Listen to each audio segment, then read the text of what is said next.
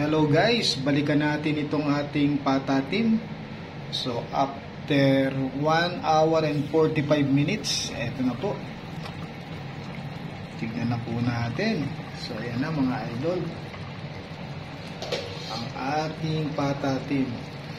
Mga lods, hindi po natin hinahalo yan ha. Simula nung nilagay po natin, sinalang natin, ganyan pa rin po siya, hindi natin siya binabago.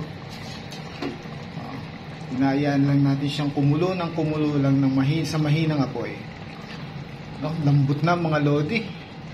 Ang lambot mga lods, ang lambot na. Ayun, ang lambot na oh. Wow. Hiwa kagad yung yung taba mga idol. So balik ta rin nga natin. Iyo, ang ganda mga lods. Very nice.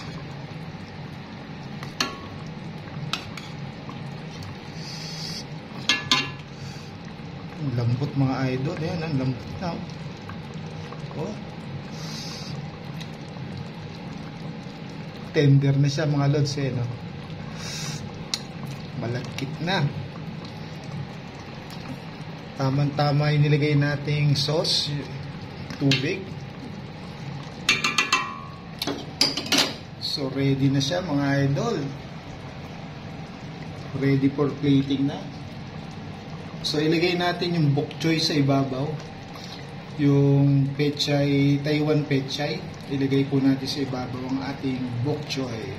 So ito yung ating bok choy mga idol, ilagay po natin sa ibabaw. Yan. Pang garnish po natin ito no. Pan design sa gilid pag nag-plating po tayo. Ang bango mga idol ng ating patatim. Masarap na kainan to, panigurado. Mapapa extra rice na naman tayo nito. So yan lang natin mga idol. Simula kanina yan, mahinang apoy lang para mas masarap mga idol. Di baling medyo matagal. So almost 2 hours na tong pinakukulo natin sa mahinang apoy. Hintayin lang natin tong maluto ang ating bok choy. So yan guys, na-steam na ang ating bok choy, kaya pwede na rin nating i-off ang ating kalan dahil luto na ang ating pata. Baka ma-overcook naman siya, malagas na masyado, pero mas masarap yung ganon, nababaklas na halos yung nakakalas ang kanyang laman talaga. Pero dahil malambot na po siya mga lodi, ayan po, malambot na. Lambot na.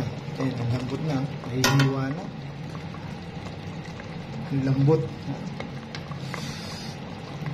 Pati yung laman, ayan mga idol, pati yung laman. Ayan, nakakalas na yung laman mga idol. Kaya i-turn out na po natin. Ayan, idol.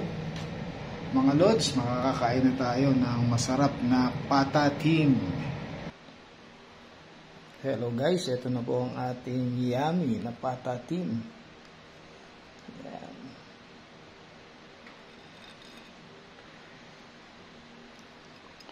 Sa wakas ay makakakain na rin tayo mga idol. Ayan. Amoy pa lang mga lods, talagang napakabango po, napakasarap, for sure po. So kailangan matikman na natin to, makakain na tayo, makapag-ready na, makakuha na ng rice.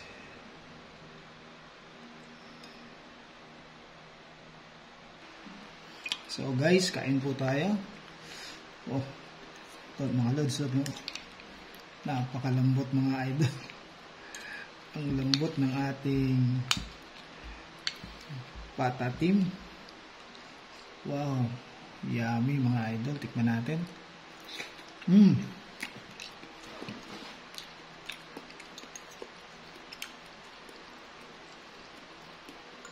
Grabe mga lods, ang lambot.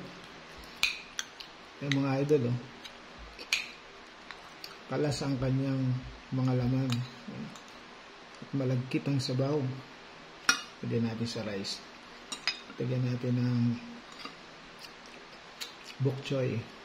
Kain mga idol.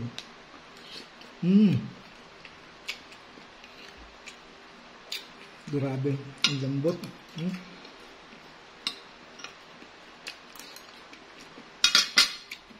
Yummy. Panalo guys. Sarap.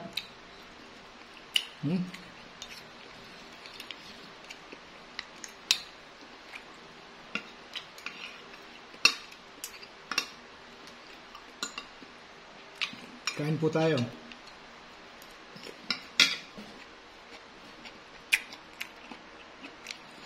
Yung taba mga idol, nagme-melt sa inyong bibig.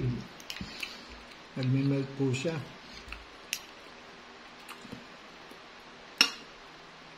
Kain mga lodi. Ito po ang version natin ng Pata Team.